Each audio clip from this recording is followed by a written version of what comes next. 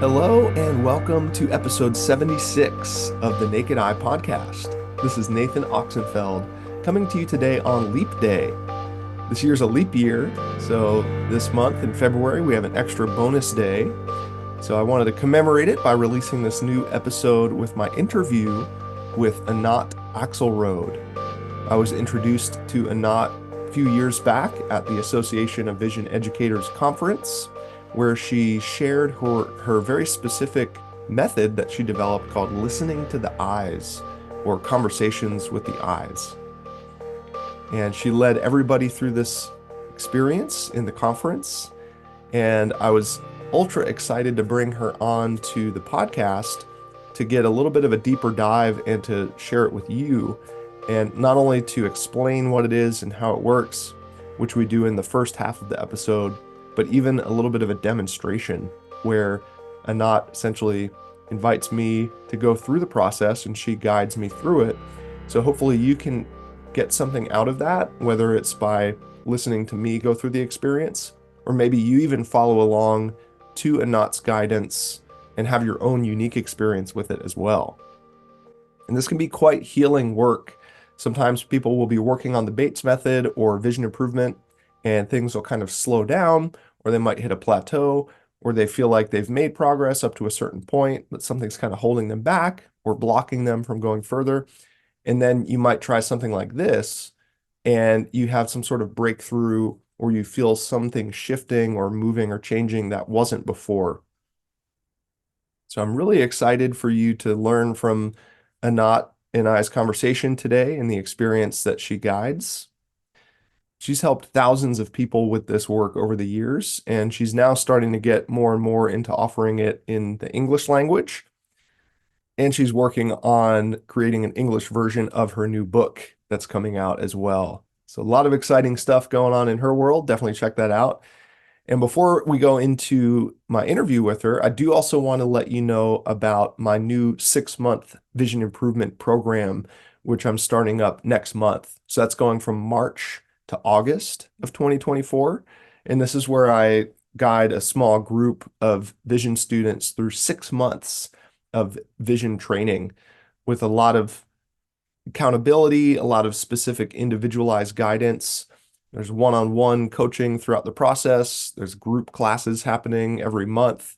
So it's a really sweet community that gets formed by the end of the 6-month program.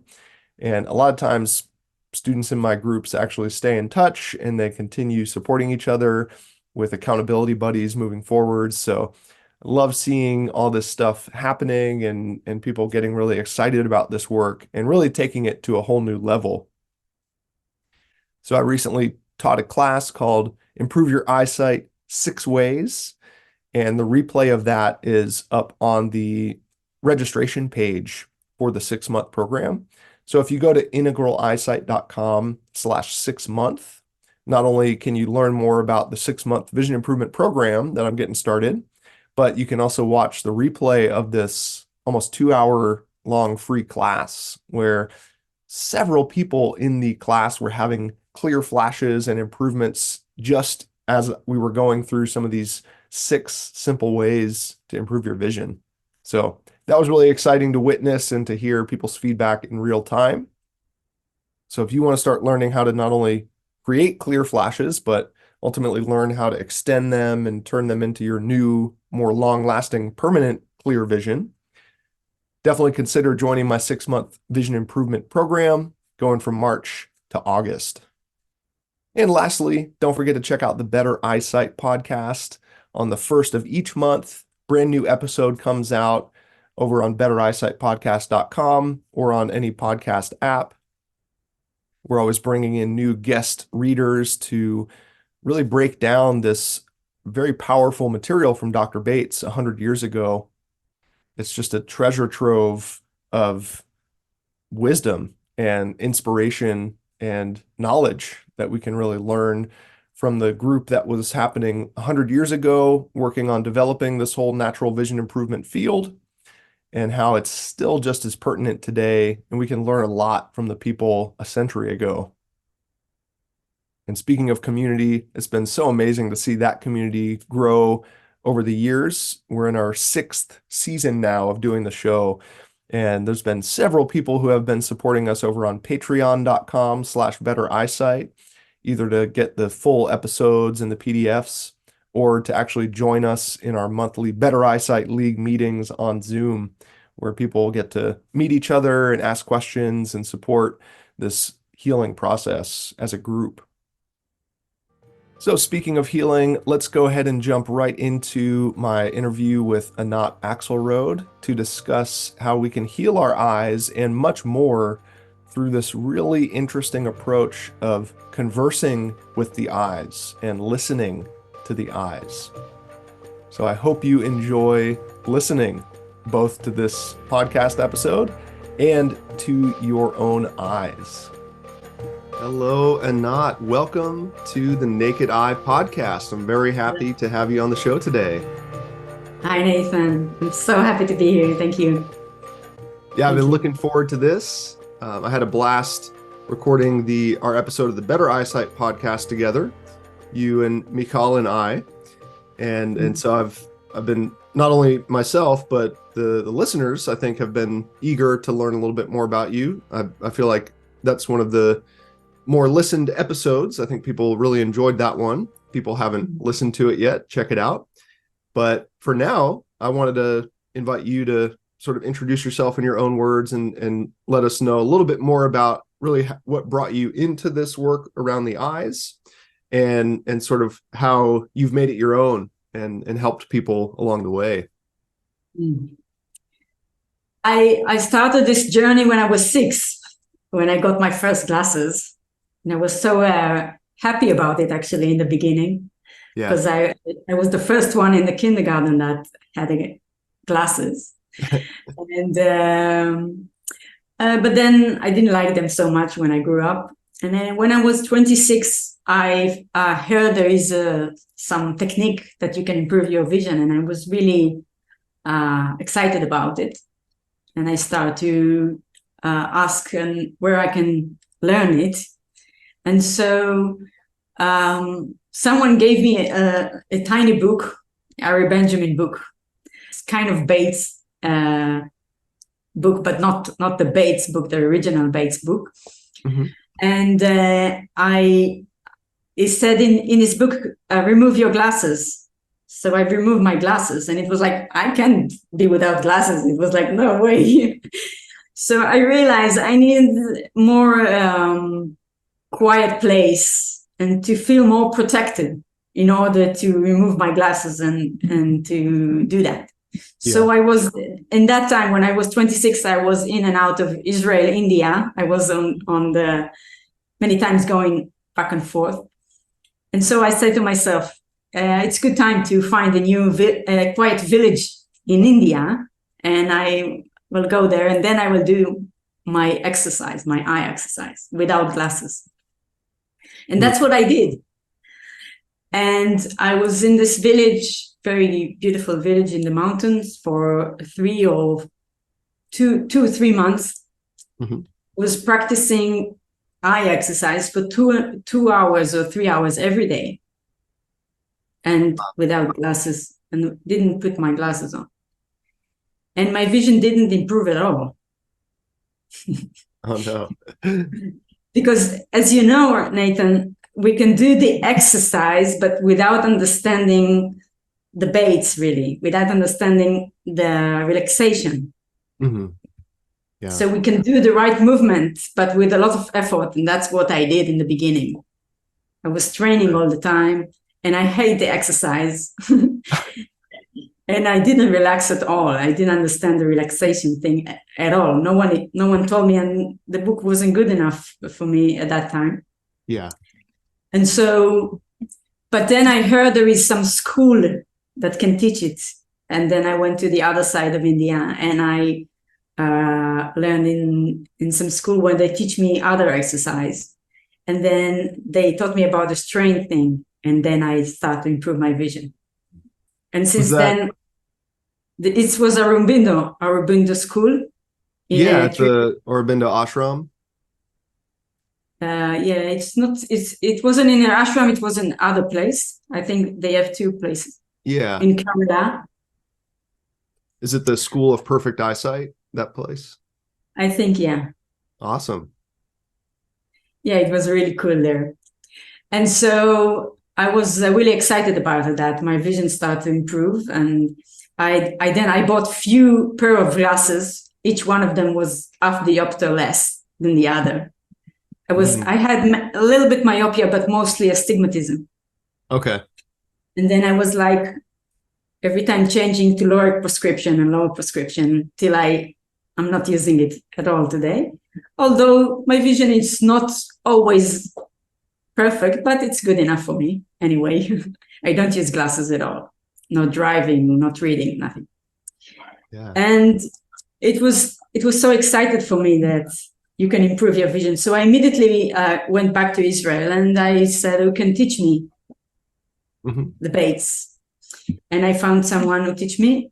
And she actually wasn't so good teacher, but she taught me the basic. And then I start to teach people the IX, the Bates. And it was great. It was many people improved their vision. Some of them didn't. And it was very interesting, quite in the beginning, after 1 year of teaching or something like that. I was very interested in what is beneath the eye problem. It's like it was obvious to me there is something mental or emotional and beneath the eye problem. Yeah. But we have no clue what it is. So I started to investigate this area. And I went to learn. I learned a lot of method of healing, emotional healing and self-development and many methods. And I began to insert them into the session with the eyes. Right. And was and still it was, sometimes it was amazing and it was very helpful, but sometimes it was like, all right, so I can help this person in his life to feel better, and I can help him with the exercise and the Bates to see better.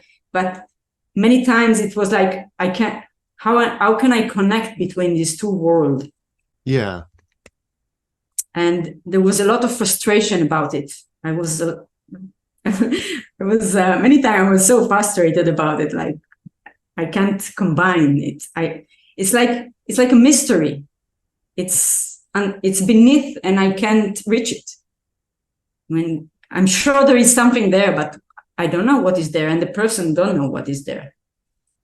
Yeah, I was going to ask if it was a feeling of frustration from you as the teacher wanting to help someone versus, or if it was more of was it ever sort of a frustration of the person on the other end in terms of mainly mine. Yeah.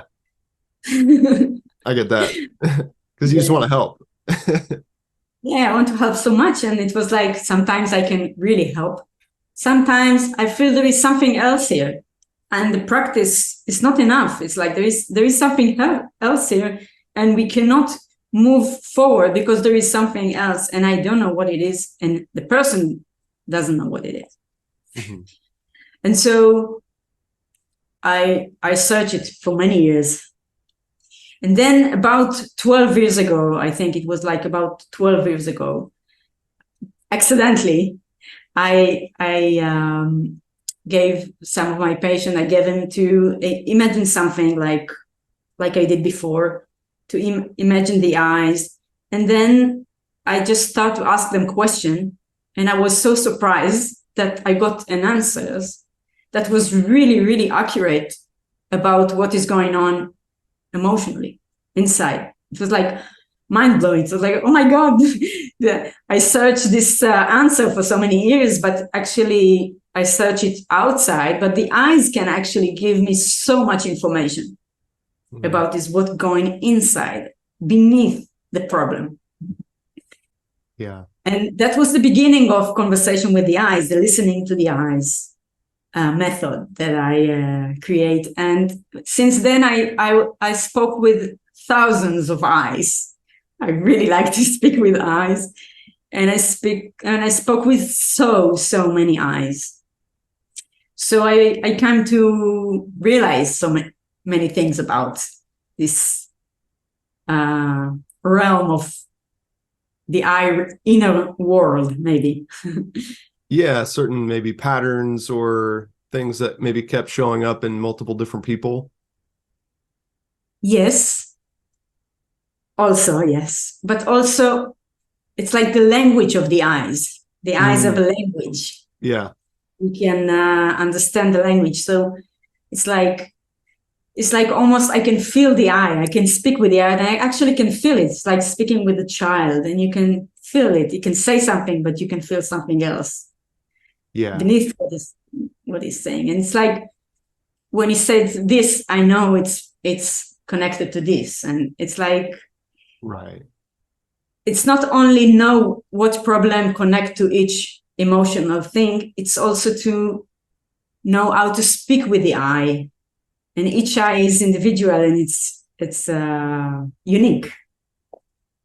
Yeah, it's almost like you're getting people really connecting in with this wisdom that their eyes have that maybe they don't have access to or don't tap into as much. And sounds like you kind of help facilitate people to get into that space so that they can speak with their eyes or have that sort of conversation within.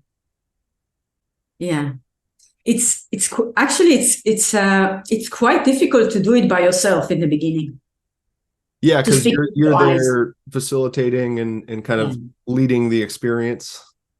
Yeah, it's very important to have someone who facilitates it, because it's very difficult to be the one that asks and the one that answer at the same time. Mm-hmm. You can do it, but you can't go deeper when you do it. The only way you can really go deeper is if you only answer, you don't ask, someone else asking you, and then you can go deeper. Yeah. That's why it's important to have, at least in the beginning, someone to facilitate it. Totally. Sounds much different than maybe when people learn about holistic eye care or natural vision improvement, kind of like you shared in your story. They might think about certain exercises or how many minutes should I spend doing this or that.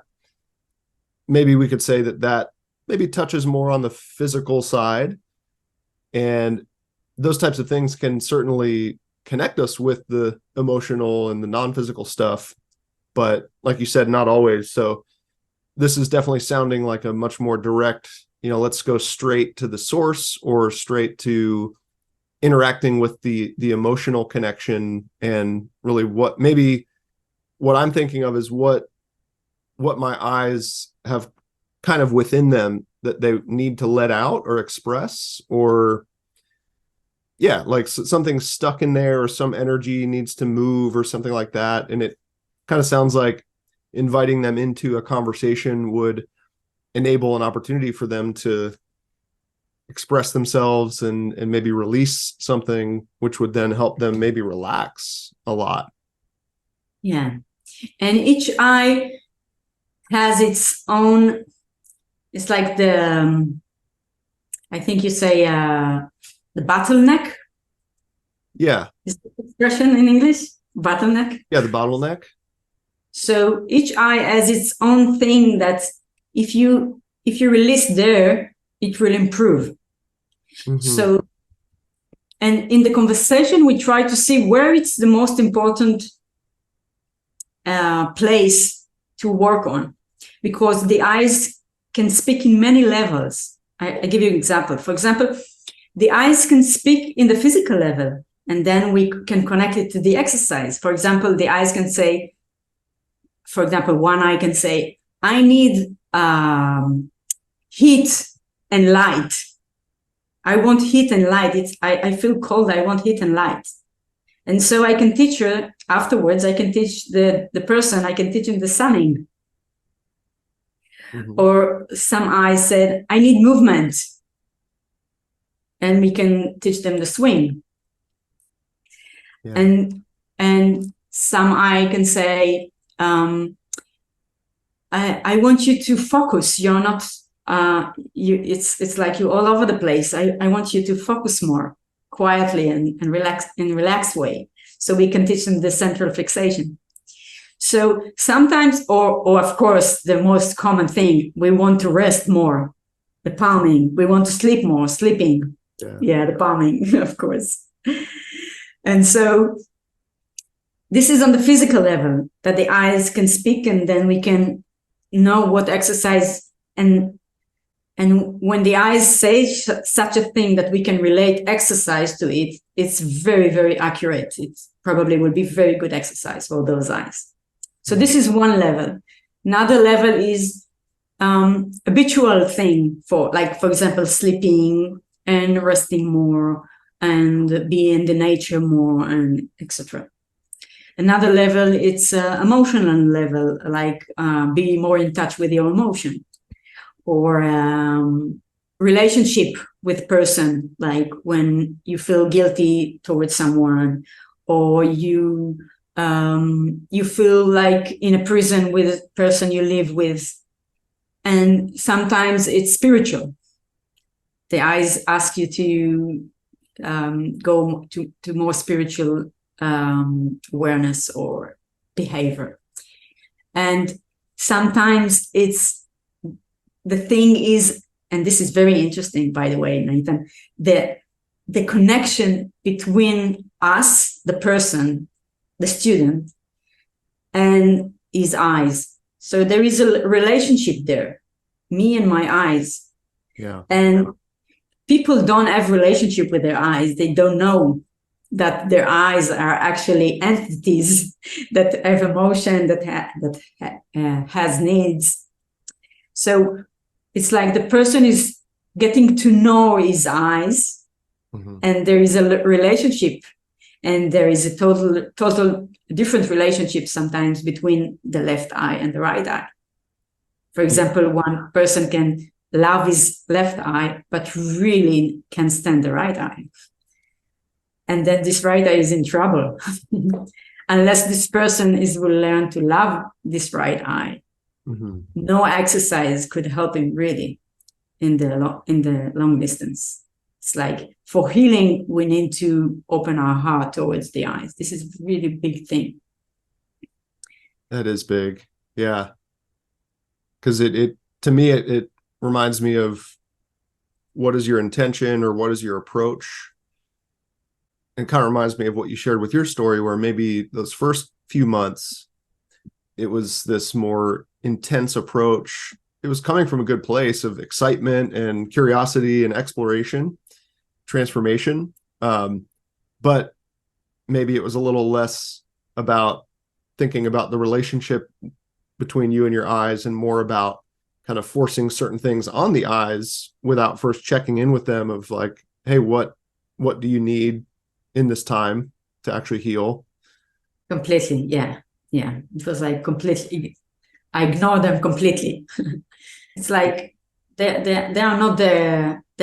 I don't even know them. I just want to go somewhere. I want to go to have a very comfortable life. I don't care about my eyes. And that's where I didn't understand. And that's one of the things I said to people that come to me. The goal is the eye, that the eye will feel better, not for you to see better. You need to change your goal. The goal is not to improve your vision. Maybe usually it improves, okay, but I want you to change your goal. The goal is to have a happy eyes, and then healthy eyes. Yeah. It's like, instead of improving my eyesight, I'm improving my relationship with my eyes. And when I improve my relationship with my eyes, my eyesight looks better. Yeah. And my life is much better. Yeah. Because actually the eyes, it's like part of me. So it's like I have part of me represented in my eyes. And when I learn to love my eyes, it's actually to learn to love myself. Yeah, I can share a story if you want. Please. I don't know if I shared it in the podcast, but it comes to mind, this beautiful story in my book. I published a book a few months ago in Hebrew. I guess you can't Hebrew, but in a few months it will be in English. So so soon I will be able to give you. There will be a book on Amazon, I guess. So, and that goes through the listening to the eyes process, or it kind of shares stories or examples? Yeah, this book is contain only stories. Nice. Of session with the eyes that brought healing to the eyes.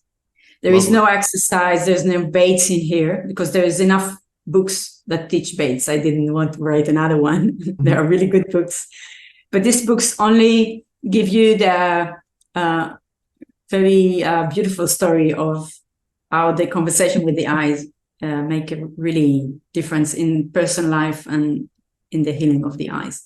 So one story in this book is about a man. He was, I think, around 70.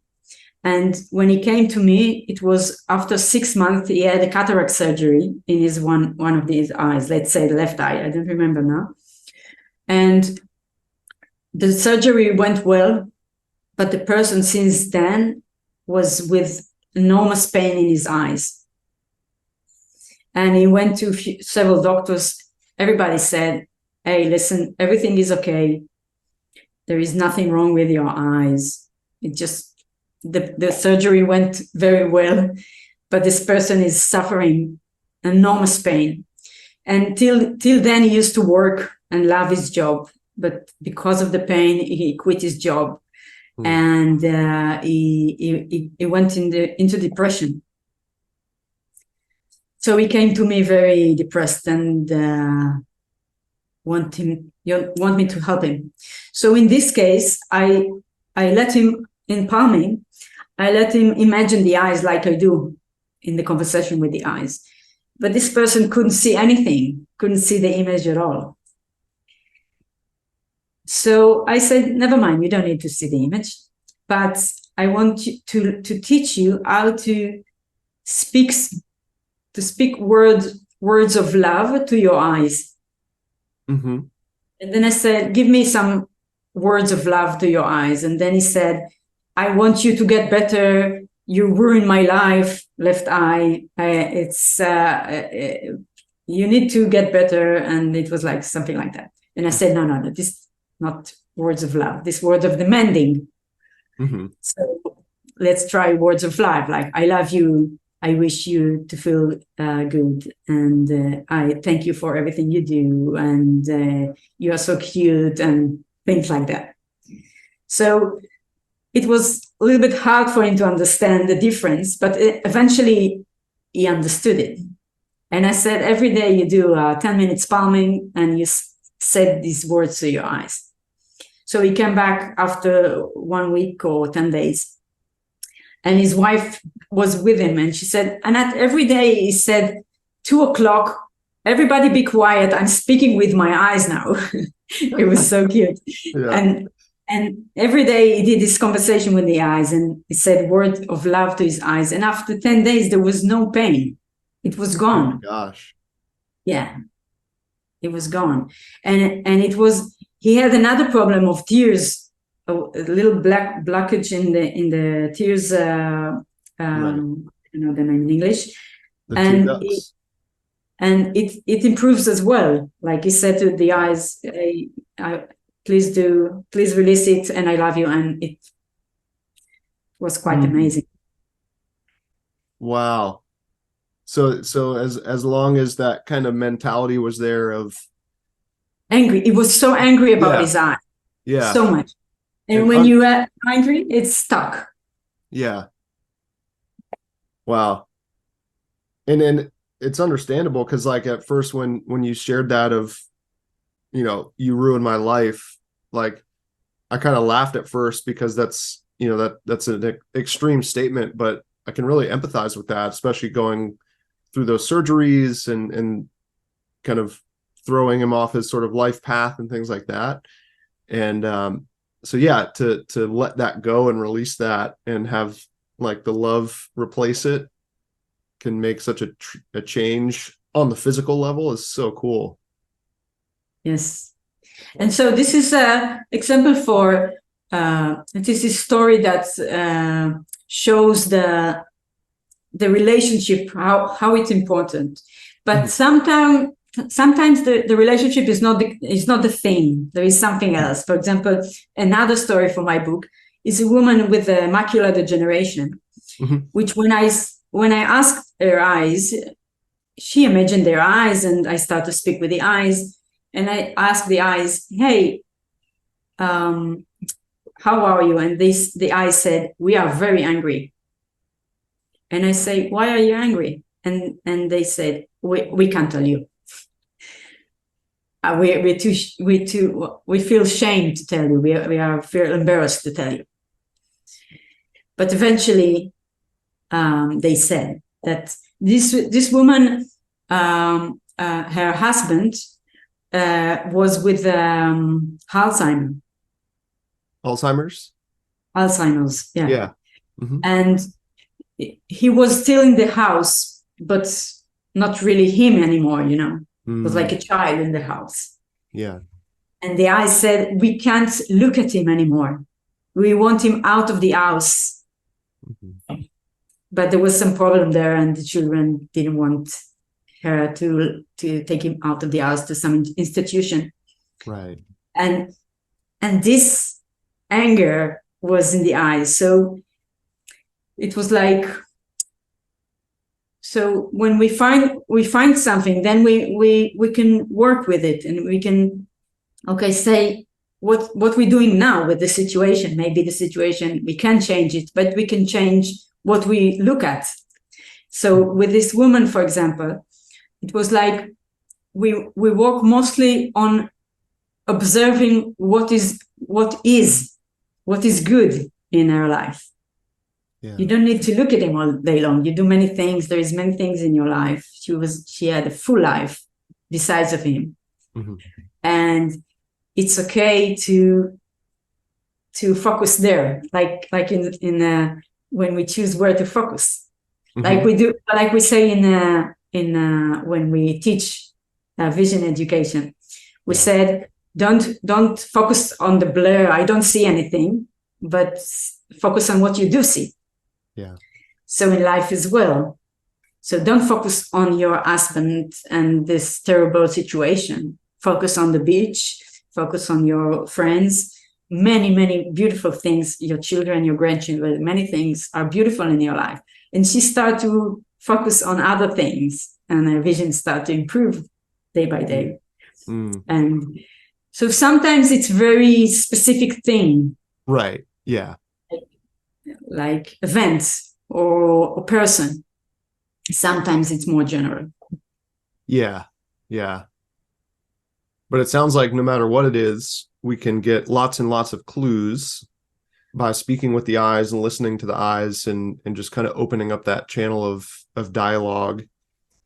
And that story, or that example in particular, kind of reminds me of this concept of maybe like, I don't know, it kind of seemed like staring in a sense, like someone that's sort of stuck on either an idea or an image or a person or whatever it is. And you kind of gave an opportunity for like shifting the focus to something else, or to keep moving and not feel so stuck. And once again, it's kind of neat how these things can translate from the emotional level to the physical level to the eye level. Yeah. So cool. Maybe if you want, we can do a little demonstration so people can experience for a few minutes what is it like to speak with your eyes. That might be helpful, because it's amazing to hear about it and to get some stories. But yeah, why don't we try that? Yeah. So we won't actually do a conversation like we do one-to-one. Yeah. But it's like something to feel it a little bit. Some of you will feel quite a lot. Some of you not so much, but it just taste. Yeah. So Yeah, it's good to do it with palming. So you can palm.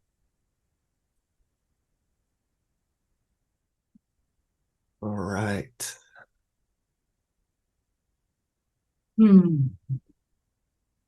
So we will do a few minutes of just brief meeting with the eyes. And we can begin by relaxing our shoulders and take a deep breath. And see if you can relax your face a bit.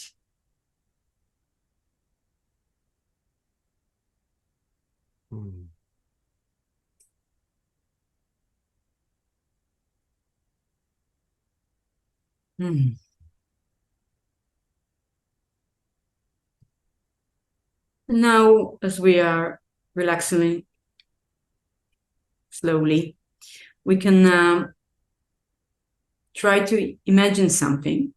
So I give you something to imagine, and don't make an effort to see something. And if you see something that is unpleasant, don't change it. Stay with what is. And if you can't imagine anything, it's okay as well. So imagine that your eyes are like two balls. And these two balls are floating in two pools of water. It can be small pools, large pools. And so the left eye is floating in the left pool, and the right eye is floating on the right pool.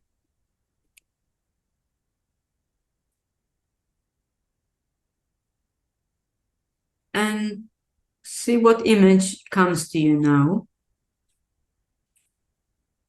For example, see if these two balls look the same or is there a difference. See if the two pools look the same or is there a difference. Maybe you can see only one ball and one pool. And it is okay as well. Just notice which one is it, the right or the left. And so whatever you imagine, it's okay. Don't change it. Don't doubt it. Just stay with what is. And now we can start with the left eye, left ball. You can imagine eye or a ball, whatever is more convenient to you. And we can now like going to be or to sit with the left ball or the left eye. So it's like you that hears us, or maybe you can invite me, Anat. I will be happy to come with you to sit with your left eye. And we can start by saying, hello, left eye, and ask her, how are you, left eye?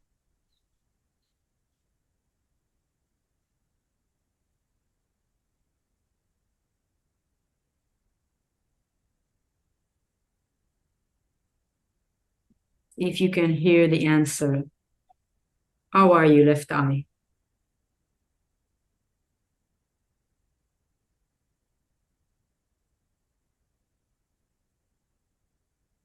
In my experience, I'm hearing that my left eye is feeling quite light today. Mm-hmm. The original image that I got was more of almost like a beach ball floating on the surface of the water. And so I think the way that left eye feels is kind of a little playful, kind of, Mm-hmm. but not necessarily on its own, almost kind of wanting to be played with. Okay. Now let's ask the left eye another question. Left eye in general, or now you can answer both. What do you like to do and what do you don't like to do?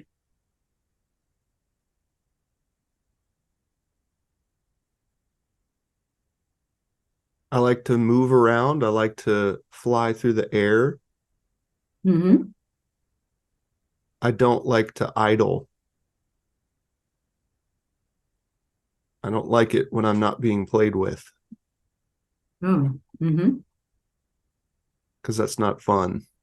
Yeah, you like fun. Yeah. Mm. And so now I will ask you the third question, and you can all who's listening to us can ask you yourself the third question.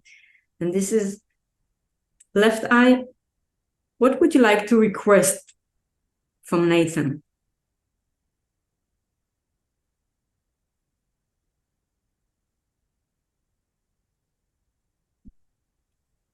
I'd like to request some more playtime,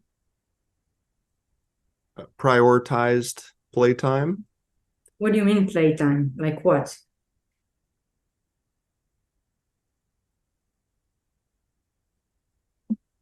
Taking me outside more Mm. and letting me hop around and bounce around. And I know he does that a lot already, but maybe a little more, yeah, prioritize playtime where that bumps up a little higher on the priority list every day. Mm-hmm. Yes. Mm-hmm. Yeah. Great. This is great. Thank you, left eye. Nathan, do you want to say something back to the left eye? Yeah, I want to say thank you. And I look forward to playing with you later today on our next walk outside. Yeah. And I'm not going to be rushing to bring you back inside. I'm going to stay outside a little bit longer. Mm-hmm. That's great. Okay. So let's see if it's okay to move to the right eye. And we can say hello to the right eye. Hello, right eye. How are you?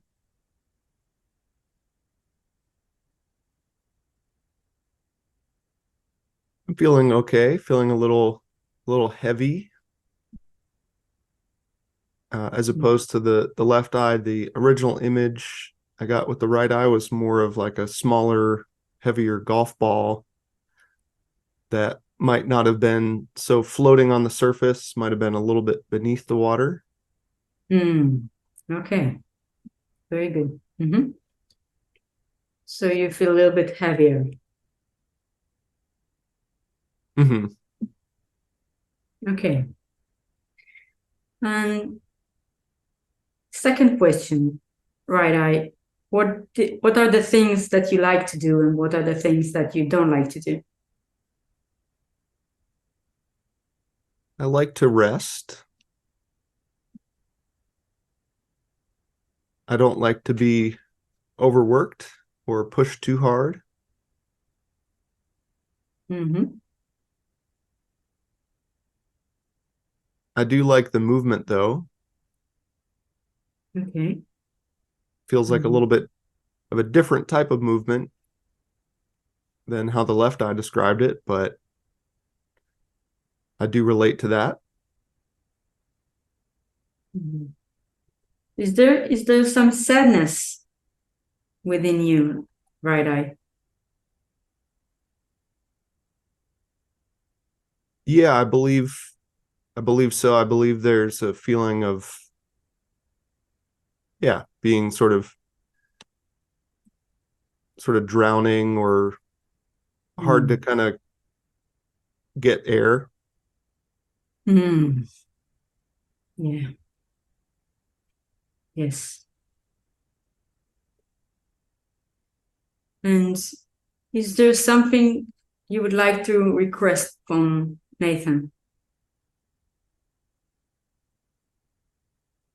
Yeah, pull me out of the water and let me dry out a little bit.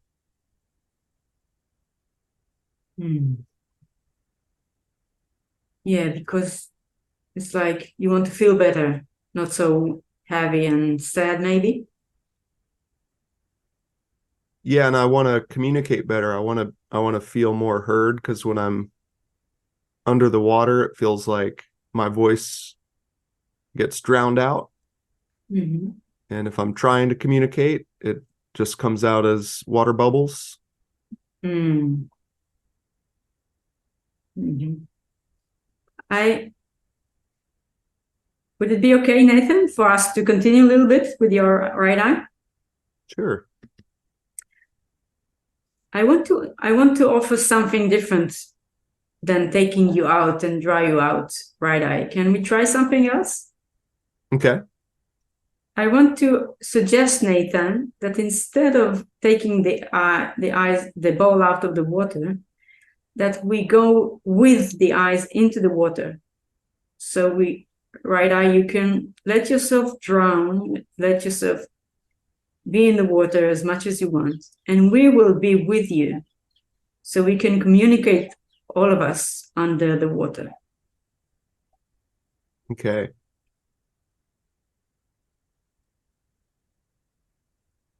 How does it feel to be there? Feels gentler. Mm-hmm. Yeah, because I do feel like if I would have been taken out of the water, it would have been a little harsher, Yes. a little too exposed. Mm-hmm. So this does feel safer. Yeah. I think the thing is here not that you are in the water, but you are alone in the water. But if we are with you, it's totally different thing. Yeah, it does feel different. Yeah. So you're not alone here in the water. And it's okay to be here in the water. You don't need to go out. We can be with you here as much as it's needed. Mm-hmm. So I can go out when I want. Yeah. And I want to say something to you, Nathan, as if it's okay, Mm-hmm. that the right eye is asking you to be more in touch with your emotion, maybe with emotion like sadness, not trying to get above it or just get rid of it, but stay with it. It's like embrace yourself with it. It's like there is a place for this sadness to be. And this is the healing of you and the right eye.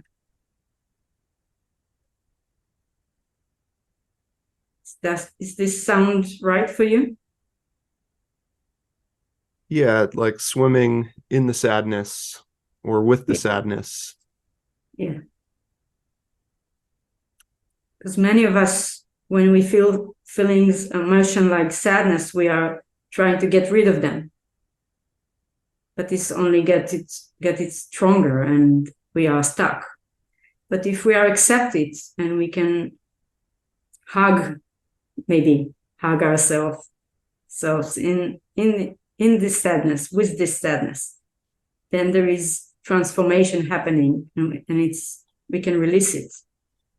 There is healing taking place. Sadness is a very good thing to be with.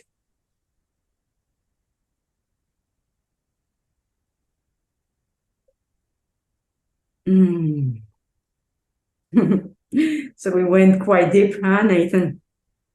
Yeah, thank you. And so we can just now, for now, end it, and we can thank the right eye for this very deep sharing.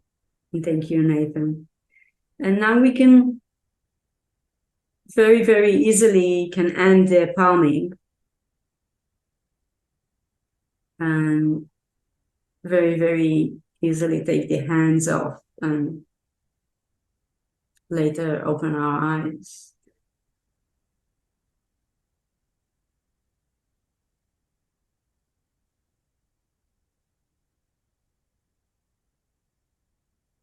Thank you very much, Anat. That was very special. Your right eye is gorgeous. Yeah, it feels different. Yeah. It's so common for people to try to escape from the sadness. Yeah. It actually, then when you try to escape from it, it stucks. It's like you don't get rid of it and never. Mm-hmm. But when you accept it and go into the water, then happiness will rise up eventually. I felt it pretty immediately where it the whole scene kind of transformed from this kind of darker place into this more playful, kind of lighter feeling. And I'm really excited to lean into that in more ways and kind of look for opportunities to, or I guess look for the value or the treasures to be found by embracing that, and kind of like what swimming in the sadness looks like and feels like, and where that leads me. Yeah. So beautiful. Yeah, and I'd be very curious and excited to maybe hear other people's feedback, either based off of, what I just experienced, or I'm sure people were maybe following along and having their own experience with it. It might be neat to see maybe in some of the comments or people sharing some of the insights that came through, or imagery or emotions that got discovered. Yeah. I'm sure there's plenty. Yeah. Wow. My big takeaway there is, really just, it's so much less about what we need to change or what we need to fix. And it's more about, I think what you said earlier was observing or being with or accepting with what is. Yeah. Sometimes, but it's not always. Many times it is just to accept what is. Sometimes the eyes ask for change. Stop accepting what is and do something. So we can never know, I never know when I start to speak with eyes. I don't know. The eyes know. I just know to ask them. I don't know what they're going to say. Mm-hmm. There's so much wisdom is there. So beautiful. Yeah, and I definitely see a relationship with relaxation where it almost felt like the longer I went into the palming, which was kind of helping me relax, the more settled into the experience I got. So like when I share some of this with some of my students, I almost frame it almost sort of like a meditation, in that we really settle the mind down to a certain level so that we can kind of step into this experience and really get a lot out of it. Yeah. Many times the conversation with the eyes can really bring you to a very deep relaxation. Mm-hmm. Especially if there is a meaningful thing going on there. It's really powerful powering to do. Yeah, because one sense that I get, whether it's a little bit showed up of what I just experienced or in other experiences I've had with this, is that it's almost like what comes up during the conversation with the eyes is what the eyes needed to either say or express originally back when the glasses were first prescribed, but it never really got through. And then it's almost like something about putting on the glasses kind of like put tape over the mouth of the eyes, and it's like, no, now you missed your chance. You can't get through anymore. So then to finally get back in touch with that, and for that message to finally come through, I think can be very profound. Yeah. And it's also true with the other problems that don't require glasses. For example, eye disease or dry eye inflammations. And it's like everything that's got to do with the eyes can speak about. And yeah. I'm curious, have you implemented this in other areas, other body parts, other parts of yourself, or have you really dived super deep on the eyes?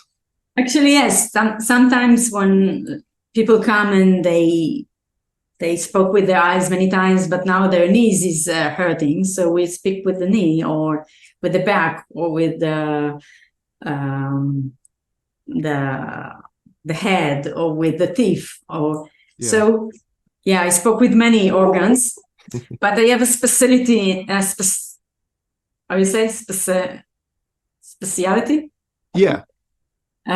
With eyes. Yeah. So it's like the knowing the eyes, know the anatomy of the eyes, know the baits, know really deeply the eyes, and then speak with so many eyes. It's like, for example, your eyes was she said, take me out of the water, but I knew it's not the right direction actually. I knew it need to go down, not up. But it's like, it's very, I think I like it that in the method and the people that I train to be a teacher in my method. So I like it that we know everything from all around the eye. So we know the anatomy of the eye, and we know what is myopia and what is macular degeneration. And we know the baits, and we know to speak with the eyes in the emotional level. So we know everything. Yeah. And so we can tell what this person need now. Should I give him the baits practice or conversation with the eye, only emotional practice, or maybe both? Mm-hmm. Or maybe just like I tell him, you need nothing but go to the beach. This is your eye exercise. You need to go to the beach because that's what comes so powerful from the eye. So yeah, I like that.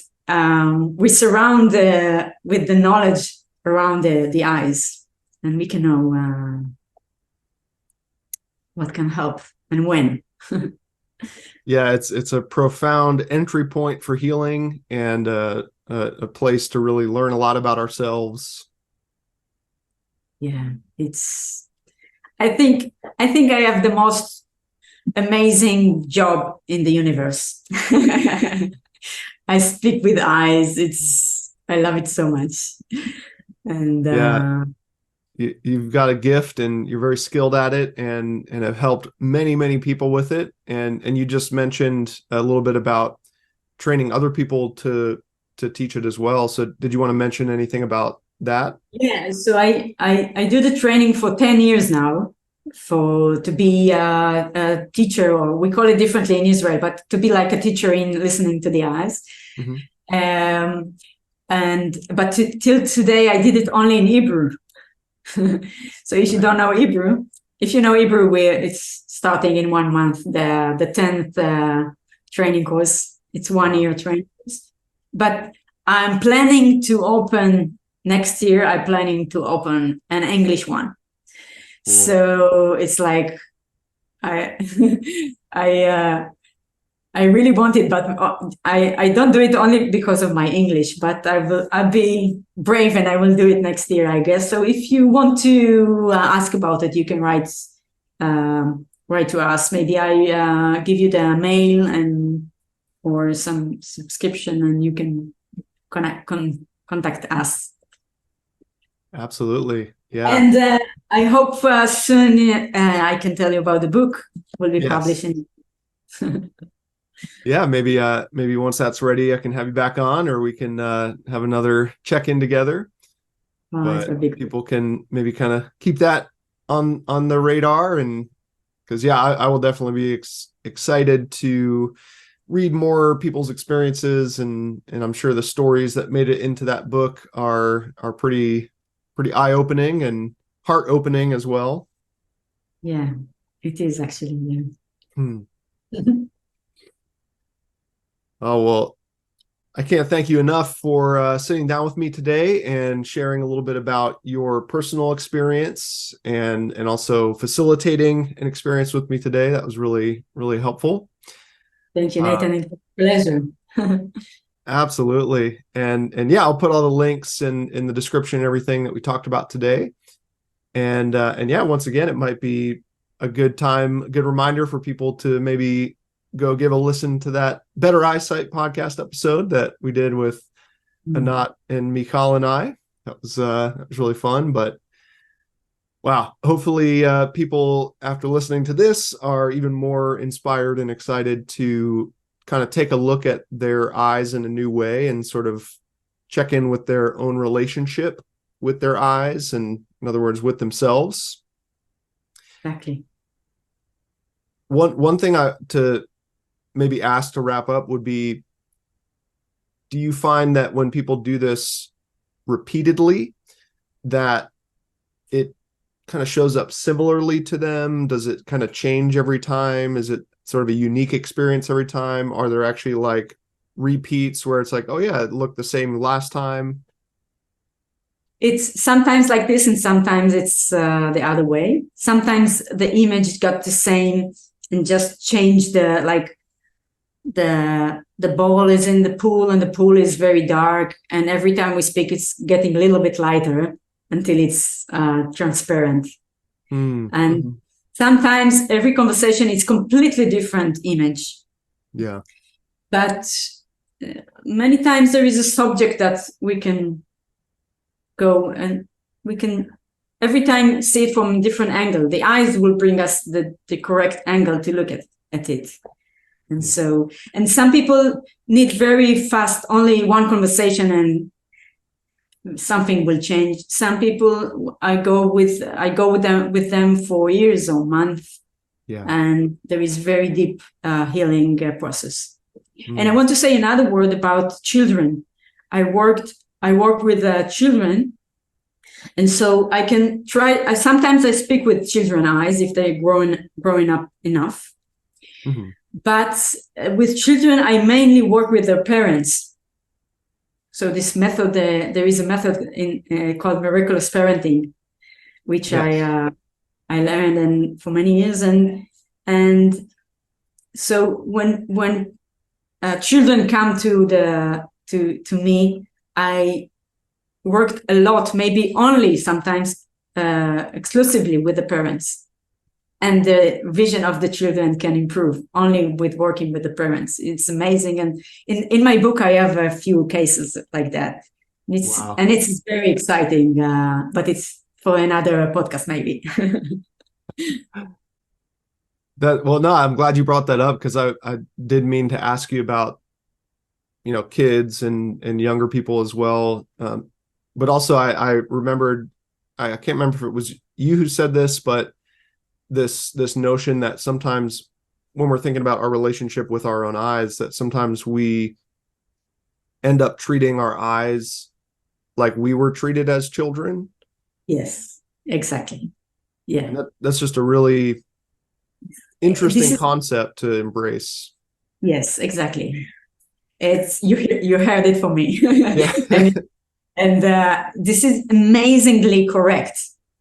So if my mom was disappointed of me, I can find it that I'm disappointed about my eyes. And when I change the relationship, like we said in the beginning, it can do a really big healing. So sometimes I need to heal it with my mother. She doesn't have to be alive. Yeah. It's like inner thing. So I can heal the relationship with my mother, and then the relationship with my eyes can solve by themselves. So it's very deep work. Wow. Yeah.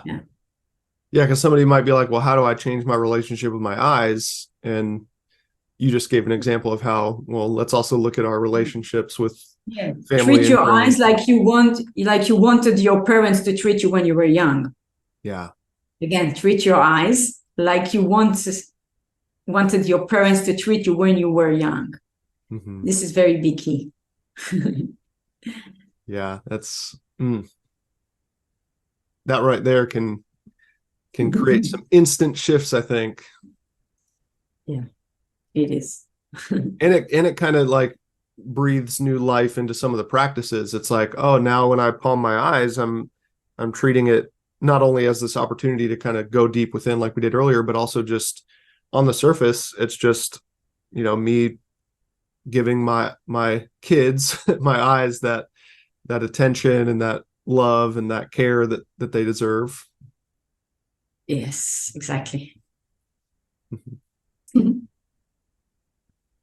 Excellent. Well, yeah, there you go. So that's a little preview or a little teaser in case have you back on for another episode. I'm sure there's a lot more we can dig into, but I think that this was an amazing way to get people a little bit interested and intrigued in your approach and in your method. And I think it's a very noble one to really be guiding people into the maybe less tangible place, where it's not just doing our physical eye exercises. It's much deeper than that, and that's what creates the actual big results. So yes, wonderful. Anat, thank you again so much for coming on today. Thank you, Nathan. Thank you so much. And thank you everyone for listening, and we'll catch you next time.